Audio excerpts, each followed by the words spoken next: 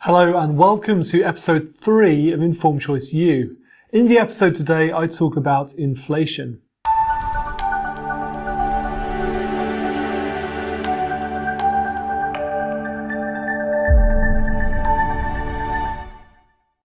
Hello and welcome to another episode of Informed Choice U, Personal Finance and Investing Explained. I'm Martin Bamford. In this episode, I talk about inflation. Inflation is an economic term. It's used to describe the way in which the price of goods and services increases over time. As the price of the stuff we buy rises, the purchasing power of our money goes down.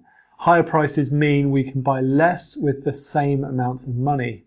Central banks, such as the Bank of England, do their best to keep price inflation at a reasonable level in order to avoid severe price inflation or severe price deflation, which is when prices are falling.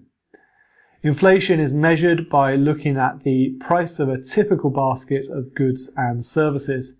Here in the UK, the official measure of price inflation is called the Consumer Prices Index, or CPI. The Bank of England has a target of keeping CPI inflation at 2%. Another measure of price inflation is the Retail Price Index, or RPI. RPI includes an element of housing costs, such as council tax and mortgage interest payments, which are not included in the CPI measure of inflation.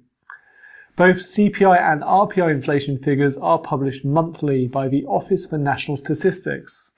Inflation is important because our money needs to keep pace with price inflation over time, or we can't afford to buy as much as before. The impact of inflation is bigger over longer periods of time.